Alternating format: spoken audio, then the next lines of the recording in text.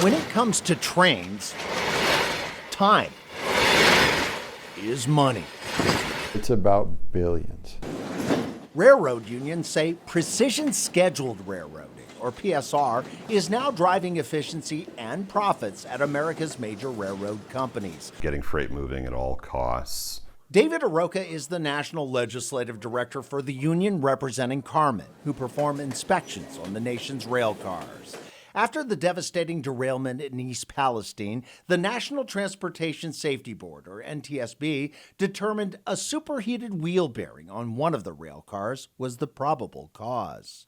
This was 100% preventable. Were you surprised then to see what happened in East Palestine? Oh, absolutely not.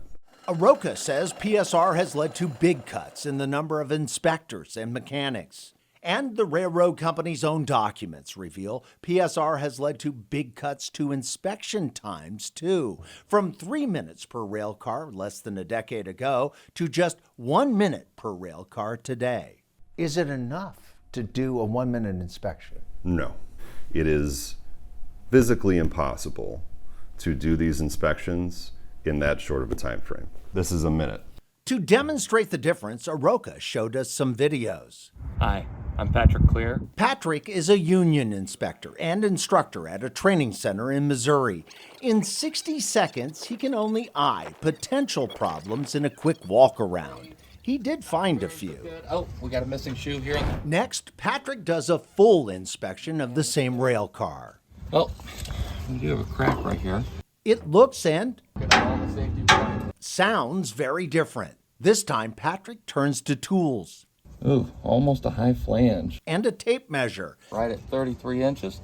checking 180 items, including a thorough examination of the bearings, No damage. brakes, and wheel assemblies. We got a broken bottom rod support Patrick identifies 5 serious safety issues that's cracked. that would have pulled this car from service. I'm going to go ahead and fill out the bad order card. But taking rail cars out of service prevents them from rolling down the rails. And Aroka says that's not a priority for precision scheduled railroading. And the end result is what? You have a lot of stuff going down the track without any idea whether it's defective or not. The Association of American Railroads, or AAR, which represents the railroad companies, doesn't dispute the push for 1 minute inspections, but in a lengthy statement tells us there are certain equipment defects that are impossible to detect visually when a train is not in motion, which is why the railroads are now using a layered approach, combining both visual and widely deployed technology. Among those new widely deployed high-tech tools, detectors to check wheels and bearings as the trains roll by. In its statement, AAR goes on to say the data is clear that these efforts have paid off, with the lowest number of mainline mechanical equipment failure accidents last year. According to NTSB's preliminary report on East Palestine, a hot bearing detector transmitted a critical audible alarm message instructing the crew to slow and stop the train, but it was sent too late to prevent the derailment. Ohio Senator Sherrod Brown insists more inspectors and better inspections will make a difference. They're shortening inspections. They're not having the most qualified people do them. Of course, safety's compromised, and communities like East Palestine get hurt. Senator Brown, a Democrat, is teaming up with Republican Ohio Senator J.D. Vance to co-sponsor the Railway Safety Act of 2023, which, for the first time, calls on the Transportation Secretary to create minimum time requirements that a qualified mechanical inspector must spend when inspecting a rail car or locomotive. We ought to at least force them to have some common sense safety standards. Until that bill passes, Aroka remains concerned, saying, like all things in railroading, the next catastrophe is just a matter of time. You can't put a time constraint on safety. For Spotlight on America, I'm Dwayne Pullman.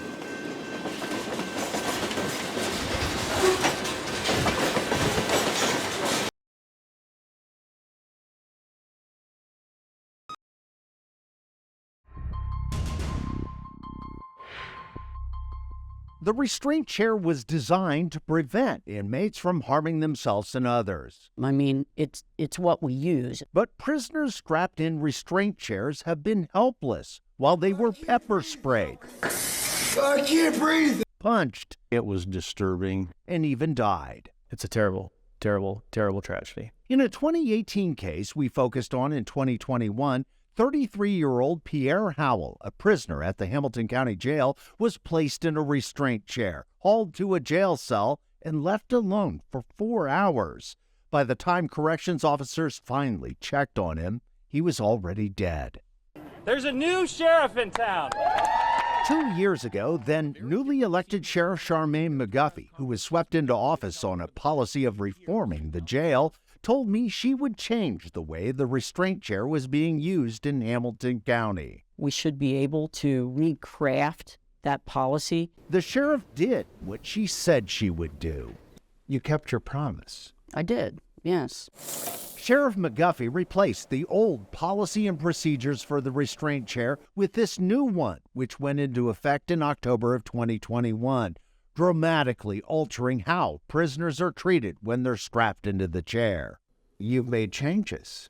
I did. I made changes as immediately as I could. Sheriff McGuffey's new policy clearly states the restraint chair is to be used to maintain the safety of the inmate, not as a form of punishment. That chair is not being used as a use of force tool. It is being used for what it was invented for, which is restraint. And the new policy includes simple and humane changes, including offering fresh drinking water and use of the toilet at least every hour. You will give them bathroom breaks. Yes.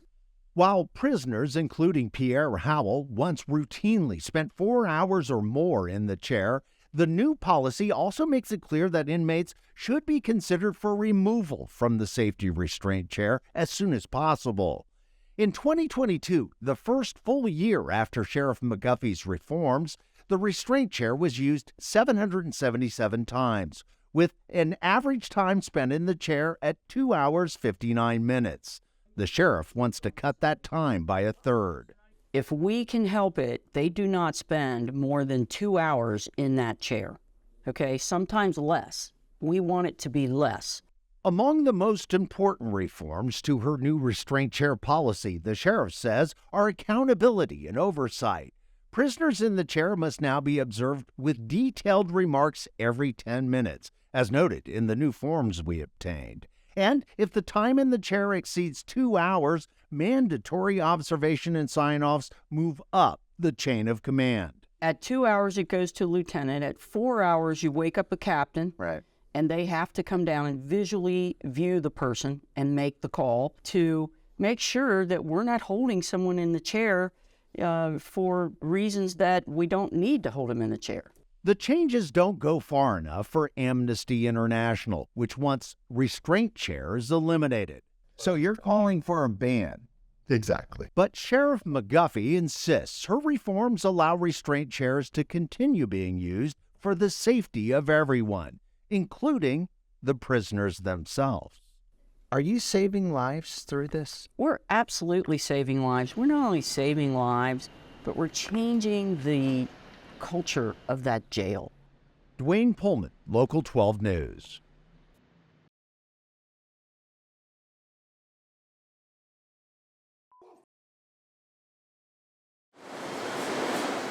Inside one of America's busiest air freight hubs, Specialist Sharon Bishop of U.S. Customs and Border Protection, or CBP, is ready to inspect packages of potential pathogens pulled from conveyor belts that carry goods from around the world. This is very important to every single person on the planet.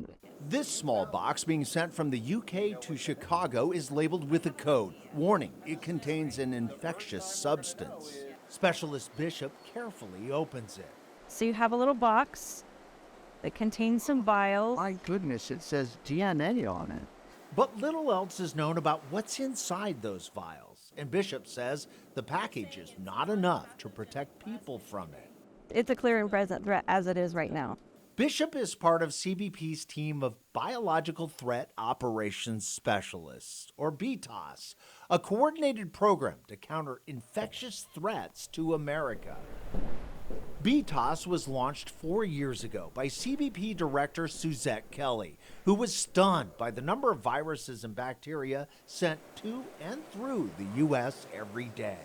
I would not be in this job if I was not constantly alarmed or worried. Director Kelly's BTOS teams began operating in 2019. Then the pandemic hits. Yes. What did you think? CBP is ready. You were ahead of it. Yes. Soon, BTOS teams were in place at 25 ports across the country, pulling packages and inspecting pathogens inside, including COVID-19 itself. Samples of the viruses were definitely needed to be sent to the U.S. While most samples are sent safely to medical institutions and research labs, others are not. This box filled with COVID-19 proteins was flagged in Cincinnati. The vials were loose and not labeled properly. And these glass vials, seen in an X-ray image, were loosely packed in bubble wrap and full of blood. Drawn from a horse suspected to be infected with glanders. Glanders is a bacteria that's deadly to horses and people. According to the CDC, without treatment with specific antibiotics, as many as 9 of every 10 people who get it die. The vials were destroyed, but the biological threats continue. Since BTOS began, CBP has intercepted 878 packages of viruses, bacteria, and other biological material that failed to meet U.S. import requirements. The threat is massive, and the viruses and bacteria are microscopic. But Director Kelly says CBP is up to the challenge of preventing pathogens from breaking out. And every single day we stand ready to ensure that we inspect, detect, and protect the U.S. For Spotlight on America, I'm Dwayne Pullman.